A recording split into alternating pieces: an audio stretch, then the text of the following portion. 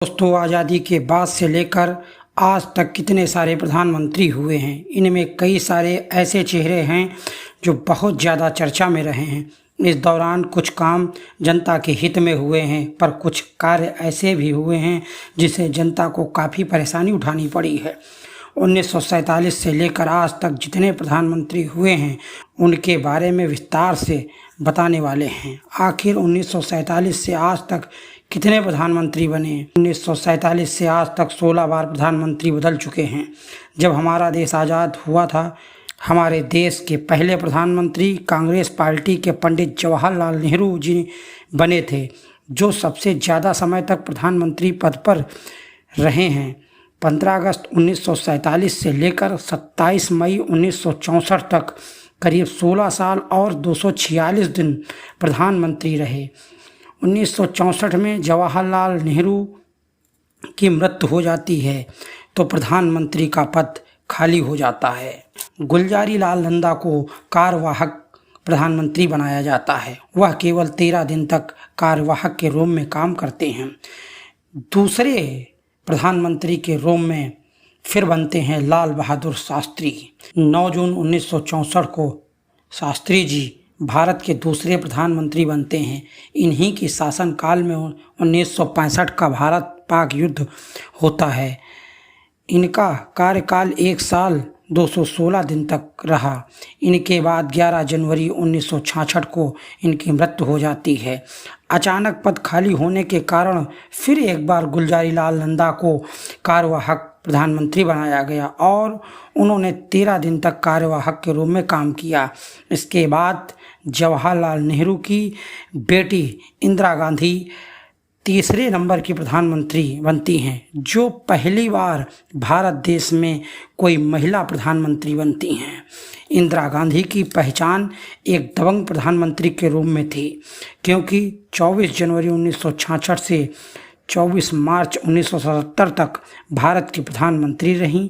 उनके कार्यकाल 11 साल 59 दिन तक का रहा। इनके कार्यकाल के समय में 3 बार चुनाव हुए थे। इंदिरा गांधी के कार्यकाल में कई बड़े कार्यों को किया गया था। 1971 का पाक युद्ध, पहला परमाणु परीक्षण इन्हीं के कार्यकाल में हुआ था। 1975 की इमरजेंसी, जिससे लोगों को बहुत ज़्यादा दुख पहुंचा था, जिसके कारण 1977 में इंदिरा गांधी की बुरी तरह हार हुई थी। पहली बार गैर कांग्रेसी प्रधानमंत्री बनता है। जनता पार्टी के मोरारजी देसाई भारत के चौथे प्रधानमंत्री बनते हैं, जिनका कार्यकाल 24 मार्च 1977 से लेकर 28 मार्च 1979 तक करीब 2 साल 126 दिन तक प्रधानमंत्री पद पर बने रहे। फिर इन्हें इस्तीफा देना पड़ा। 5वें प्रधानमंत्री बने चौधरी चरण सिंह, जो कांग्रेस से तो नहीं थे पर कांग्रेस के सहयोग से जरूर प्रधानमंत्री बने, जिनका कार्यकाल 28 जुलाई 1979 से 14 जनवरी 1980 तक रहा। करीब 170 दिन तक प्रधानमंत्री पद का भार संभाला इन्होंने। कांग्रेस के सपोर्ट वापस लेने से इनकी सरकार गिर गई थी। फिर चुनाव होते हैं। 1980 में कांग्रेस पार्टी की एक बार इंदिरा गांधी 6वें नंबर की प्रधानमंत्री बनती हैं। इनका कार्यकाल 14 जनवरी से 31 अक्टूबर 1984 तक रहा। 4 साल और 291 दिन तक रहा। 31 अक्टूबर 1984 को इंदिरा गांधी की मृत्यु हो जाती है, जिनकी एक सिख गार्ड ने हत्या कर दी थी। फिर 7वें प्रधानमंत्री बनते हैं इनके बेटे राजीव गांधी। राजीव गांधी सबसे युवा प्रधानमंत्री थे। वह मात्र 40 साल के थे। इनका कार्यकाल 31 अक्टूबर 1984 से 2 दिसंबर 1989 तक रहा, यानी करीब 5 साल और 32 दिन तक इन्होंने प्रधानमंत्री का पद संभाला। इन 5 सालों में कई गड़बड़ियों के चलते राजीव गांधी की छवि जनता के सामने बिगड़ गई थी। 1990 में चुनाव होते हैं, जिससे जनता दल, भारतीय जनता पार्टी और भी कई दल मिलकर सरकार बनाते हैं, जिसमें 8वें प्रधानमंत्री के रूप में वीपी सिंह ने प्रधानमंत्री का पद संभाला। इनका कार्यकाल 2 दिसंबर 1979 से 10 नवंबर 1990 तक, यानी करीब 343 दिन तक इनका कार्यकाल चला। वीपी सिंह और लाल कृष्ण आडवाणी के अनबन के कारण यह सरकार ज़्यादा नहीं चल सकी। वीपी सिंह को अपना इस्तीफा देना पड़ा। फिर 9वें नंबर के प्रधानमंत्री के रूप में आते हैं चंद्रशेखर, जिनकी समाजवादी जनता पार्टी उस समय उभरती हुई पार्टी बन चुकी थी, जिनके अध्यक्ष चंद्रशेखर जी स्वयं थे। चंद्रशेखर को कांग्रेस का समर्थन मिला, जिससे वह 9वें नंबर के प्रधानमंत्री बने। इनका कार्यकाल 10 नवंबर 1990 से लेकर 21 जून 1991 तक प्रधानमंत्री रहे।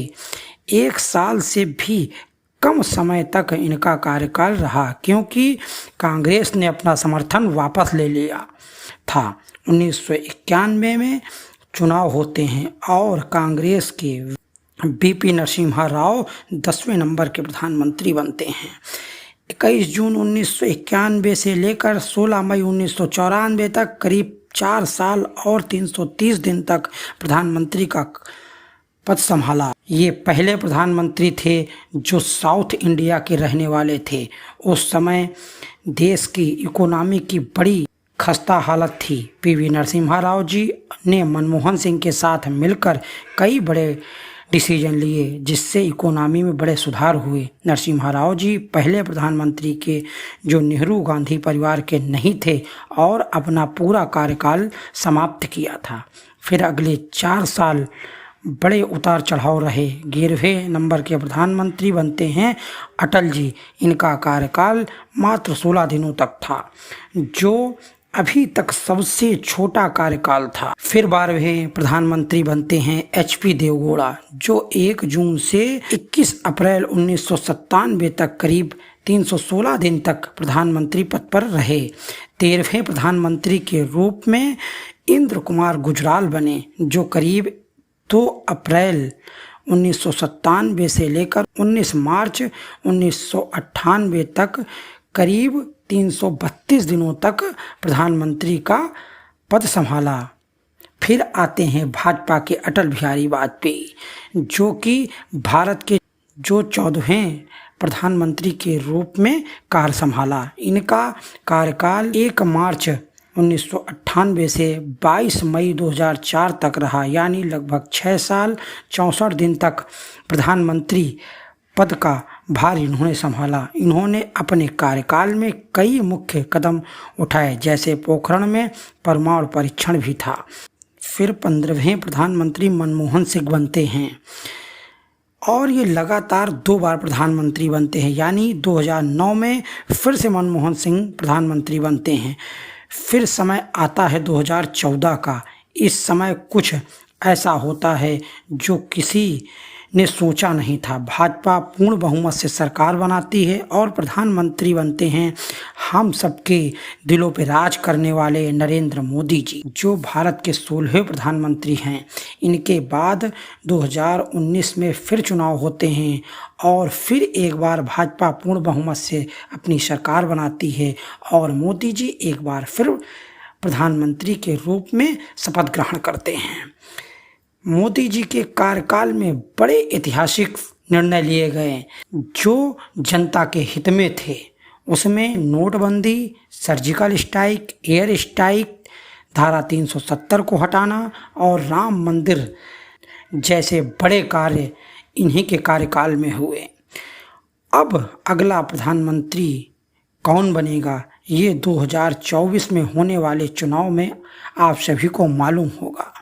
आप लोग हमें कमेंट के माध्यम से अवश्य बताएं कि 1947 से लेकर आज तक के किस प्रधानमंत्री का कार्यकाल सबसे अच्छा रहा।